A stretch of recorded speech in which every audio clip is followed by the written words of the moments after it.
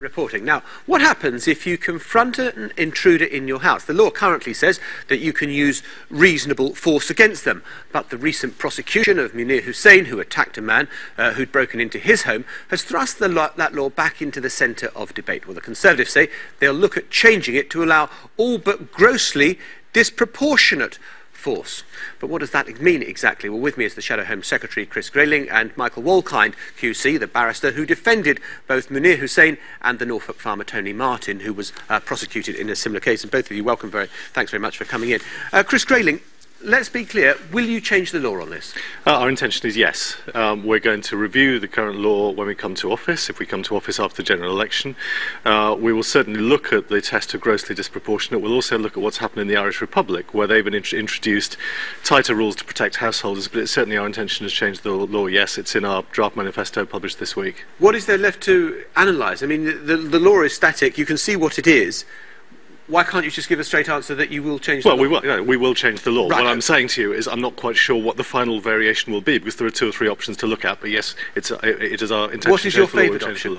Well, we've always argued for grossly disproportionate as the test, that unless you act in a way that is deemed by the court and the prosecuting authorities to have been grossly disproportionate, then you would not be subject to prosecution. What that effectively means is we give the householder a pretty big comfort zone before the law could possibly intervene. None of us know how we would react in the situation where we were confronted by a violent burglar. We now know that this happens something like 23,000 times a year to people in this country.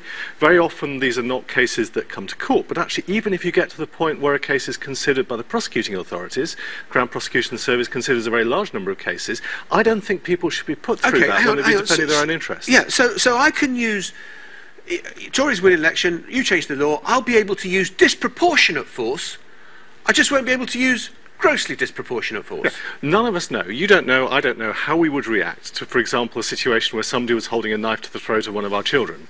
And I don't think we would act in a way that would be something you'd look at in the cold light of day and say, well, maybe I should have done this or maybe I shouldn't have done that. You react in the heat of the moment. And I think we have to give the householder plenty of comfort to know that the law would be on their side unless they act in a way that people...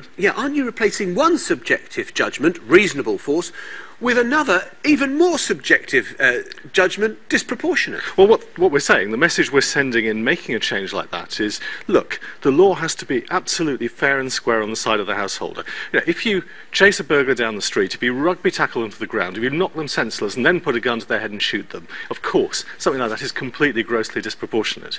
But actually, we have to accept that people react and... In some American states, that Clintwood-esque kind of style. Yeah, but we're not the United States. We don't have the United States. The Make My Day law. You know, you come into my house, I'll have a Colt 45 waiting for you. Well, of course, we don't have the gun culture in this country that they do there anyway. But the reality is, the law has to be, I think, on the side of the household, and the householder needs to know that they don't need to take a step back and say, what can I do? What can't I do?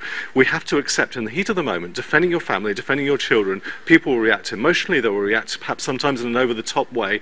We can't judge them in the cold light of day against standards that would apply in the cold light of day when actually they're being put under enormous personal psychological pressure. OK, well, let me turn now to Michael Wolkind to see what you make of that as a way of dealing with the law.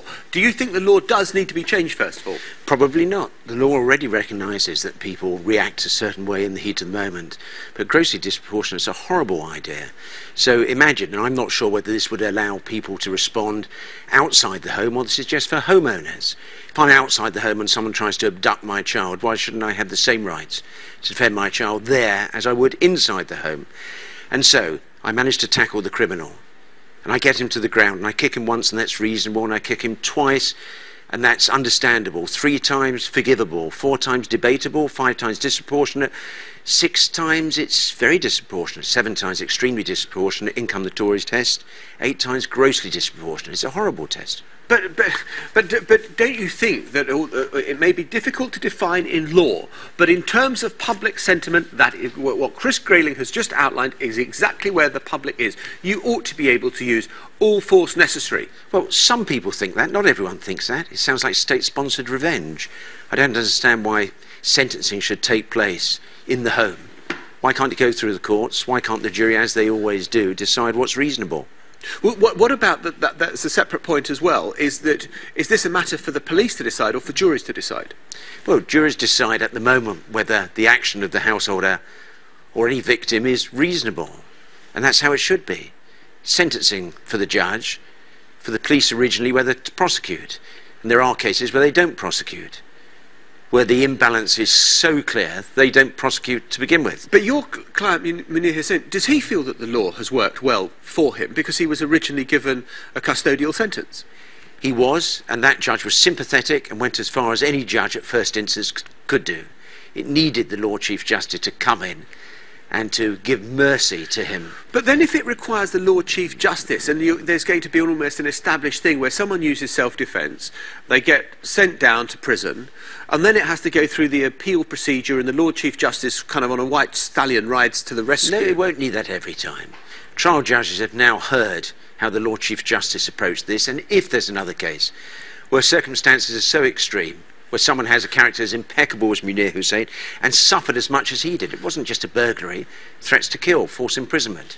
OK, we must leave it there, Mr Wolkind. Thank you very much indeed. Chris Grayling, let me come back to you. I just wonder whether you wanted to react to that, because clearly you haven't won over this particular barrister who's got very first-hand experience of the law, and he says it's working. I think you have to remember that simply to go through the process of having your case considered by the Crown Prosecution Service, of coming to court before the judge ever gets to try you and form a verdict is absolutely, emotionally, personally, enormously destabilising and disruptive.